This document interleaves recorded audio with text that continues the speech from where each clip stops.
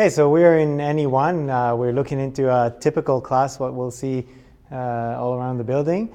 So if we look up the ceiling of this class, we'll see 2x4 recessed lighting system. These are most likely T8. I can't really see because of the lens, but what I usually do is I go closer to the fixture and I try to push the lens a little bit without breaking it, and see if I can tell what kind of a bulb in it.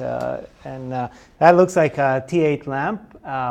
And when I do that, I can also make sure that we have 2 bulbs and not 4 in that fixture. You can have 2 or 4 in them, and that sometimes confusing from the look of the lens, because it may look like we have 4 bulbs and not 2.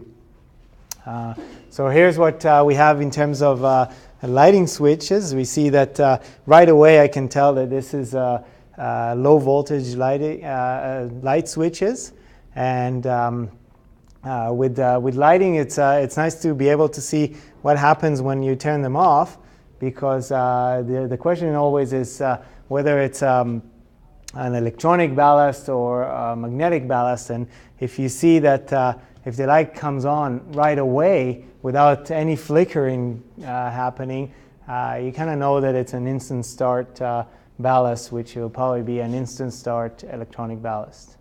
So that kind of, without even opening the lighting fixture, I can tell what's in there.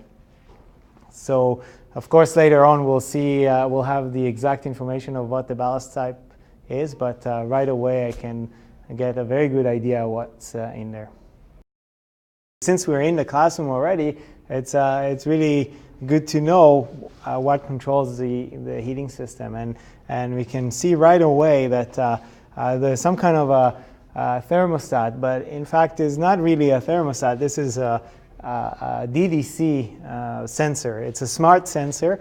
This sensor is by Delta, so I right away know that this building is controlled by a Delta control system, and this sensor is a temperature sensor with a bunch of buttons that could be programmed to do basically anything you want it to do. So in this case you have 2 buttons that could be programmed to set the temperature set point in the class. In this case the DDC won't let me do it and won't let me use this. These basically are not programmed to do anything. So I can play with these as much as I want. It's not going to do anything. And the other 2 buttons could be used as an override button. If I come into the class and it's after hours and I want some heat in the class, I can press that button and it will override the unoccupied set point. Again, in this case, I can tell right away that these are not programmed to do anything. So it's important to do, when we do a review, a building review, it's important to look at the ceiling or at the walls to make sure we're not missing any important features. And in this case, what we see in the ceiling here, you can't really see it right away when you come in the door, but there's some kind of an occupancy sensor or a vacancy sensor, which is dual technology. You can see that it has the infrared sensor, and it also has a sound sensor, which is basically dual technology, meaning that it detects motion, but it also detects sound. So there's 2 components to that sensor. And what I'm going to do now is I'm going to check whether it's an occupancy sensor or a vacancy sensor.